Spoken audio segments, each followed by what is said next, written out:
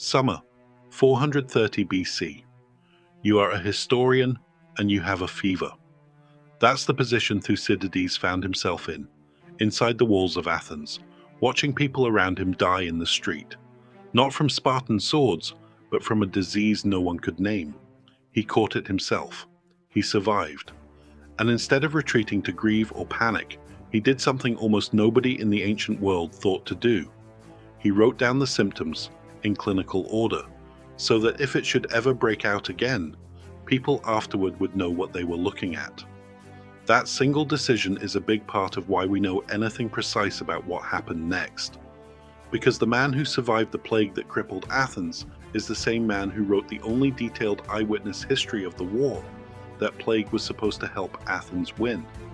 By the end of this video, you'll understand not just what the Peloponnesian War actually was, but why the plague that should have ended it barely mattered strategically, who really destroyed Athens because it mostly wasn't Sparta, and how the excuses ancient Athenians made for losing this war are still being recycled by great powers today, almost word for word. Here's the first assumption worth knocking down immediately. People hear Peloponnesian War and picture one war, one battle, maybe one dramatic siege. It wasn't that. It was 27 years long, fought in 3 distinct phases, with a peace treaty in the middle that both sides broke almost immediately. Athens and Sparta weren't strangers either. A generation earlier, they'd fought side by side against the Persian Empire at Marathon, Thermopylae, and Salamis. By 431 BC, the alliance that beat back Persia had curdled into the 2 greatest rivals in the Greek world, and Thucydides, writing as it was happening, gave us the actual diagnosis of why, in a single sentence. What made the war inevitable, he wrote, was the growth of Athenian power, and the fear that growth caused in Sparta. Thucydides was careful to separate this from the excuses everyone was actually giving for the war at the time. A trade dispute over the city of Megara, a proxy fight between Corinth and its rebellious colony Corcyra that dragged both Athens and Sparta in on opposite sides. Those were real disputes. He just didn't think they were the actual reason a war this big happened. He called them the pretext. The fear was the cause. 2 different things, and he wanted future readers to be able to tell them apart. Sit with that for a second, because it's not really a 5th century BC idea anymore. In 2017, a Harvard political scientist named Graham Allison coined a term for exactly this pattern: an established power going to war, not because a rising power attacked it, but because its own fear of being overtaken made war feel unavoidable. He called it the Thucydides trap, and he used it to analyze US-China relations 24 centuries after the historian it's named after first wrote the idea down. Sparta wasn't reacting to an Athenian invasion. Sparta was reacting to a feeling. It all comes back to fear of the wrong kind of power. Understanding why that fear ran so deep means understanding how differently these 2 cities were actually built. Athens was a maritime democracy, a trading port, with an empire held together by ships, tribute, and a fleet of roughly 200 triremes it could put to sea. Sparta was almost the opposite, a landlocked military society that put boys through a brutal state-run training regimen called the agoge, starting around age 7, produced arguably the best heavy infantry in the ancient Mediterranean, and depended on an enslaved population, the Helots, to farm its land so every Spartan citizen could train for war full-time. Neither city could really imagine winning by becoming more like the other. Sparta's entire identity was built on land warfare it had never lost. Athens' entire economy depended on a sea empire Sparta had no way to touch. That mismatch is exactly why this war dragged on for 27 years instead of ending in one decisive battle. For most of it, neither side could actually reach the thing the other side valued most. Before any of that strategy played out, though, Athens buried its first war dead the way it buried everyone of significance, with a public speech, and the one Pericles gave in the winter of 431 BC turned into one of the most quoted pieces of oratory in Western history. Thucydides recorded him standing over the graves and describing Athens not just as a military power, but as a kind of experiment. A city that let ordinary citizens debate policy in the open, judge people on merit rather than birth, and considered a man who took no interest in public affairs not harmless, but useless. It's the closest thing the ancient world left us to a mission statement for democracy itself, delivered a few months before the disease that speech's own city couldn't out-argue arrived and started killing the people it was written for. Athens' actual military strategy, once the fighting started, was almost deliberately frustrating. The Athenian statesman Pericles knew his army couldn't beat Sparta's hoplites in open land battle. Nobody's could. Spartan infantry was the best in Greece. So his plan was to refuse to fight that fight entirely.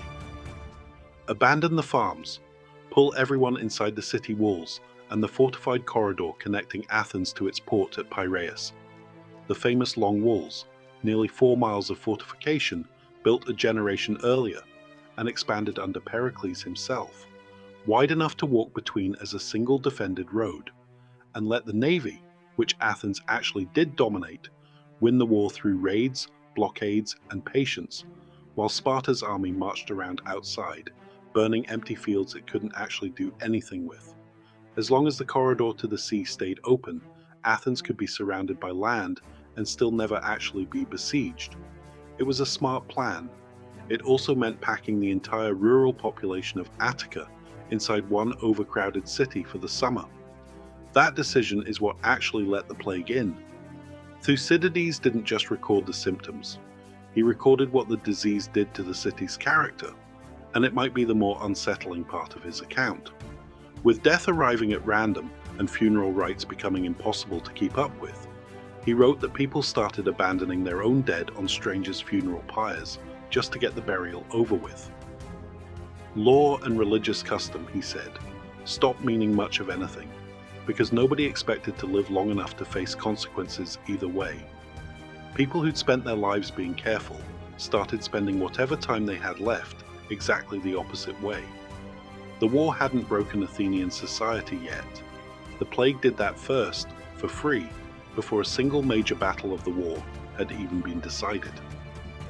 In 430 BC, with refugees crammed into every available space inside the walls, tents, temple grounds, alleyways, a disease tore through the city that killed, by most modern estimates, somewhere between 1/4 and 1/3 of the population trapped inside.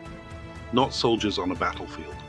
People in their homes, in a city they couldn't leave, because leaving meant walking straight into the Spartan army camped outside. Sparta never engineered this. It didn't have to. Pericles' own defensive strategy built the conditions for a catastrophe Sparta got for free. Here's a misconception worth pausing on directly. You'd assume, 24 centuries later, that we've simply confirmed what disease this was. We haven't. In 2006, a team examining DNA from a mass grave near Athens reported genetic sequences resembling typhoid fever, and it made international headlines as the answer. Other researchers pushed back hard, citing contamination risk in the sampling and disputing the methodology. And to this day, historians and epidemiologists don't agree. Typhoid, typhus, measles, even a viral hemorrhagic fever closer to Ebola have all been proposed. The most famous epidemic in classical history, described in more clinical detail than almost anything else that survives from antiquity, and we still can't tell you with certainty what it actually was. Thucydides himself might have lost more than just time to that plague. Ancient sources disagree on this too. The biographer Plutarch, writing centuries later, claimed Pericles died of it in 429 BC. But Thucydides, who greatly admired Pericles and was writing as a near contemporary, never actually says so directly in his own account. What both agree on is the timing. Athens' most capable wartime leader was gone within 2 years of the war beginning, right as the strategy he designed needed steady hands to hold it together. If you're enjoying finding out how much of settled ancient history is still genuinely disputed by the people who study it for a living, hitting like helps this reach more people who'd get something out of that too. Now here's where Athens' own decisions start doing more damage than anything Sparta managed directly.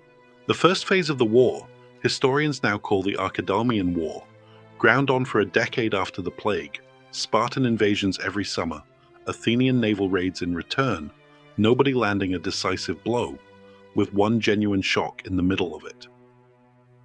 In 425 BC, an Athenian general named Demosthenes fortified a spit of land at Pylos on Spartan territory, and ended up trapping close to 300 Spartan soldiers on the small island of Sphacteria, just offshore, 120 of them full Spartiates, the elite professional corps of the entire Spartan army. Sparta's whole military identity ran on the idea that its soldiers didn't surrender, ever, under any circumstances. The politician Cleon pressed the siege until the trapped Spartans gave up anyway. It was one of the most stunning reversals of the entire war. The invincible Spartan army, taken prisoner, alive, and Sparta immediately sued for peace. Athens, holding all the leverage for the first and only time in this war, turned the offer down. That refusal is worth sitting with, because Athens had a real chance here to end the war on favorable terms, and chose escalation instead. Both sides eventually exhausted themselves anyway, and signed the Peace of Nicias in 421 BC, a 50-year truce restoring roughly the pre-war borders. It lasted 6 years, and it collapsed largely because of one Athenian politician's ambition. Alcibiades, brilliant, charismatic, and almost pathologically persuasive, convinced the Athenian assembly in 415 BC to launch an invasion of Sicily, a theatre of the war that had essentially nothing to do with Sparta. The stated goal was resources and strategic advantage. Then, the night before the fleet sailed, someone vandalized dozens of statues of the god Hermes across the city. Smashed faces, mutilated in a way ancient Athenians took as a genuinely terrifying omen. No one ever conclusively identified who did it.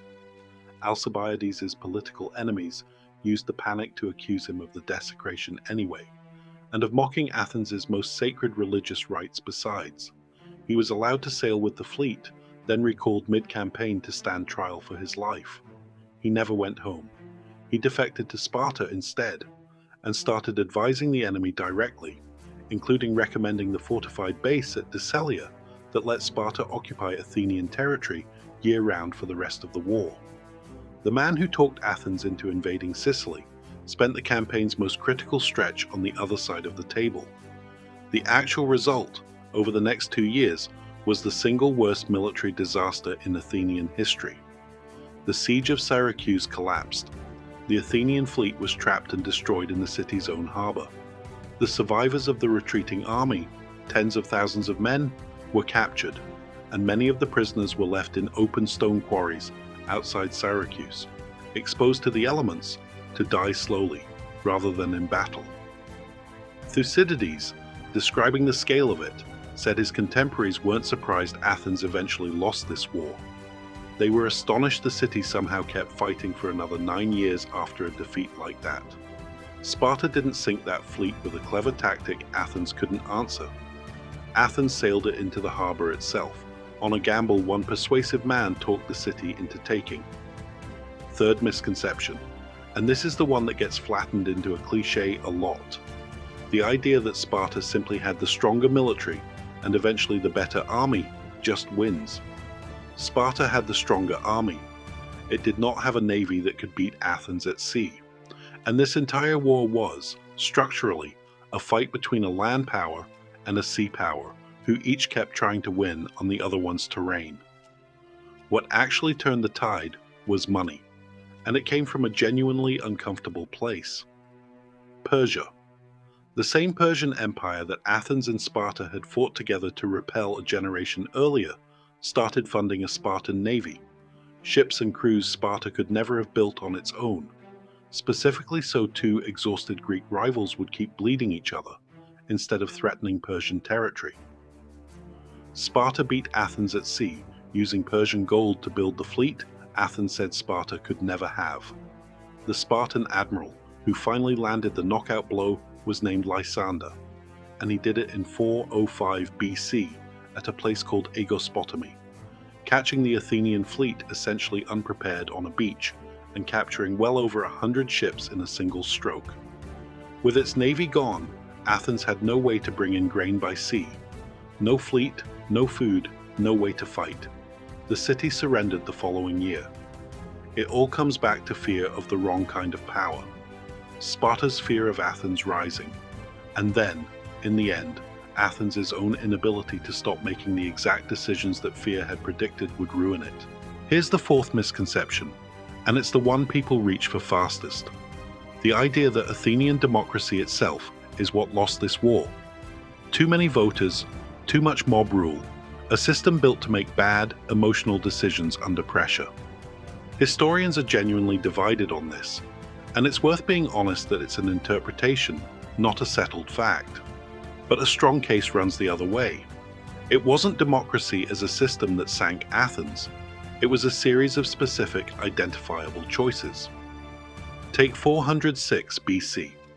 Athens actually won a major naval battle that year, off the Arginusae Islands, an improvised fleet, crewed in part by slaves promised freedom for rowing, that somehow beat a more experienced Spartan navy and sank nearly 70 enemy ships.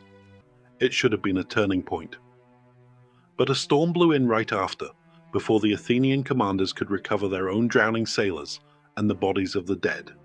And by the time the fleet returned home, the public mood wasn't relief. It was fury.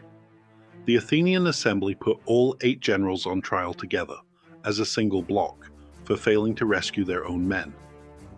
One of the citizens serving on the presiding council that day was the philosopher Socrates, and he refused to allow the vote to proceed as an illegal mass trial, arguing each man deserved to be judged individually. He was overruled. 6 of the generals were executed. Athens had just won one of its only clear naval victories left in the war, and used it as the occasion to kill 6 of its own admirals. Sparta, an oligarchy, made plenty of catastrophic decisions of its own throughout this war. The problem wasn't the shape of Athens' government. It was that again and again, its government chose the most persuasive man in the room, or the angriest mood in the assembly, over the most careful judgment available to it. Sparta didn't have to breach Athens' walls. It just had to wait for Athens to wall itself in with its own decisions. First physically, with refugees and a plague, and then politically, one gamble at a time. When the terms of surrender finally arrived in 404 BC, they were brutal on paper. The long walls torn down, the fleet reduced to 12 ships. Athens forced to adopt Sparta's allies as its own. The historian Xenophon, picking up where Thucydides' account eventually breaks off, recorded a detail that says everything about how thoroughly the war had reordered everyone's sense of reality. The walls were pulled down not in grim silence, but amid scenes of great enthusiasm and to the music of flute girls. A party, thrown by exhausted Greeks on both sides, some of whom genuinely believed, in that moment, that they were celebrating the beginning of freedom for Greece. They were celebrating the end of Athenian independence. 27 years of war had worn everyone down so completely that surrender got mistaken for peace. So here's the reframe worth sitting with. Athens spent almost 3 decades convinced its real enemy was on the other side of a battlefield, when the more consistent threat, from the plague packed inside its own walls to the fleet it sailed into a foreign harbor on a gambler's promise, kept turning out to be a decision Athens made about itself. It all comes back to fear of the wrong kind of power. In the end, Sparta feared what Athens might become, and Athens, again and again, handed the fear a reason to be right. Sparta won this war, but it mostly just had to survive long enough for Athens to lose it. Picture that fevered historian again, taking clinical notes on a plague, while the city he loved quietly wrote the first chapter of its own defeat.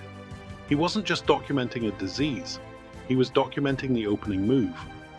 If you want more of these, the moments where the official version of history turns out to be stranger and more self-inflicted than the version everyone remembers, subscribing means the next one finds you automatically. And if you've got a war, empire, or obvious collapse you've always wanted the real story behind, drop it in the comments. A lot of these scripts start exactly that way. One thing that never made it into the story above, because it deserves its own moment. We don't actually know how Thucydides died, or whether he finished the book he spent 20 years in exile writing. His history of the Peloponnesian War simply stops, mid-account, in the middle of a sentence describing events from 411 BC. 7 years before the war, he was chronicling even ended. No conclusion, no epilogue, nothing. The single most important eyewitness source for one of the most consequential wars in Western history just goes silent. One autumn, and nobody alive today can tell you exactly why.